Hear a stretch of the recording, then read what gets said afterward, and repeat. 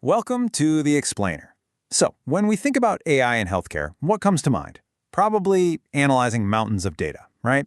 Scans, genomics, all that complex stuff. But what if the single most important piece of data has been right there in front of us all along? Today we're jumping into a really fascinating paper from NPJ Digital Medicine. It poses a huge question. Could generative AI be the key to finally truly listening to patients?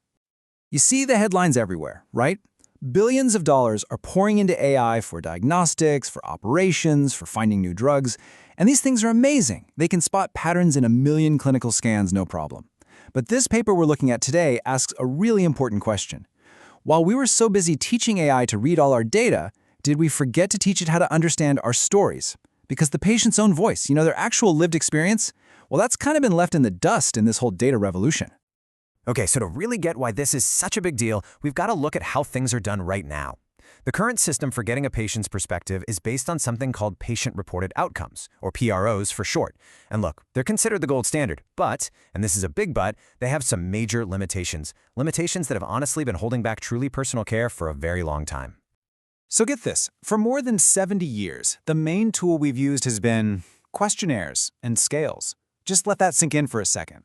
The methods we designed for clinical trials back in the 1950s are still what we're using today to try and capture someone's incredibly complex personal story. It's like we're trying to fit a whole movie into a single question, multiple choice test. It just doesn't work. And this really shows you the heart of the problem, that massive disconnect. On the one hand, you've got the old school questionnaire. It's totally reductionist, right? It's built on this idea that you can take something incredibly complex, like pain or anxiety, and just boil it down to a single number, a 7 out of 10. But then you look at the other side, at a person's actual lived experience. That's not a single score. It's this rich, messy, dynamic story.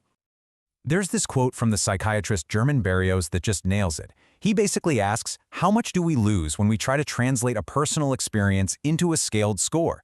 You're forcing people to cram their entire reality into these little predefined boxes. You lose all the important stuff, the nuance, the context, the why. And think about it from a doctor's perspective. A patient says their anxiety is a 7. Okay, what does that even mean? What do you do with that? It doesn't give you the insight you need to actually help them in a personal way. So that's the problem we've been stuck with for decades. But what if? What if we could just move beyond the scorecard entirely? This is where it gets really exciting. The paper argues that generative AI isn't just a slightly better tool. No, it offers 3 huge strategic breakthroughs that could totally change the game for how we listen to and understand the patient's voice. And these are the 3 breakthroughs right here. It's a fundamental shift, moving away from a static, one-way street to a dynamic, interactive conversation. The key takeaway here is it's not just about collecting the same data in a fancier way, it's about getting a totally different kind of understanding. So let's walk through each one.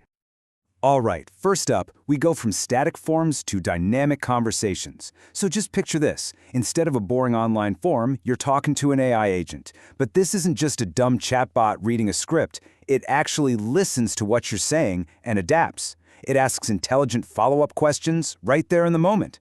And think about what that means. It's not just cooler to use, it's way more accessible. It could be a game changer for people who struggle with reading or who don't speak the same language.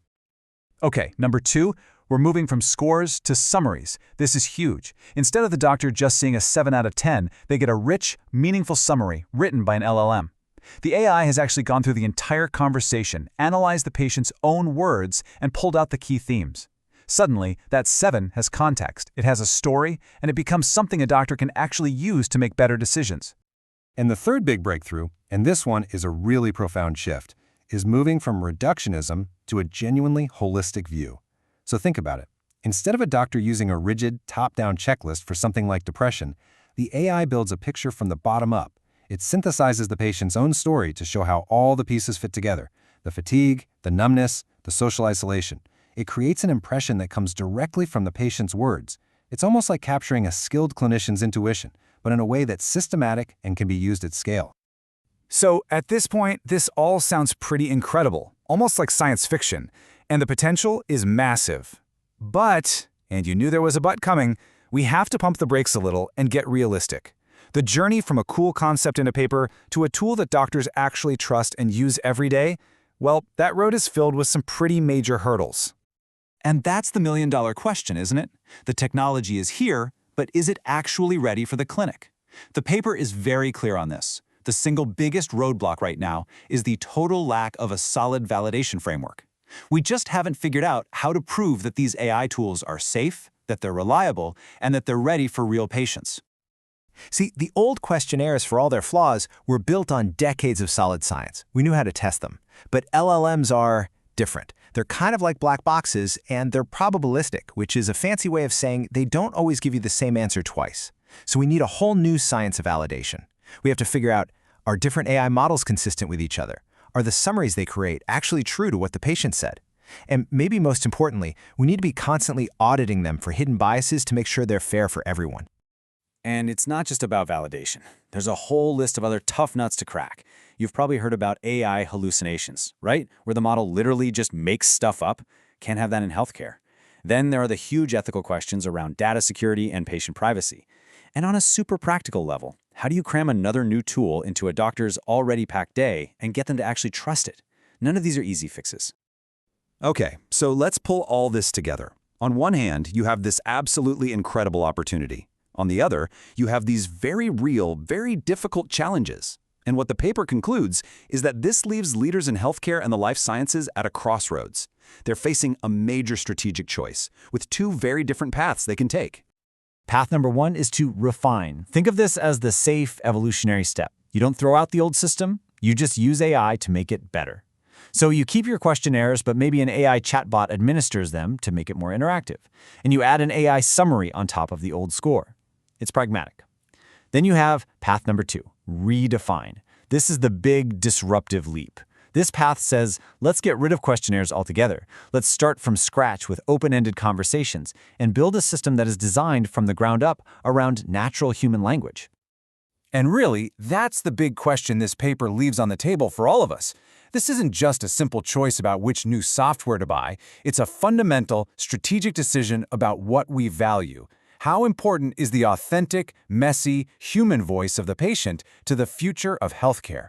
Are we going to refine the old way, or are we brave enough to redefine it? The path we choose? Well, that's going to write the next chapter of what patient-centered care really means.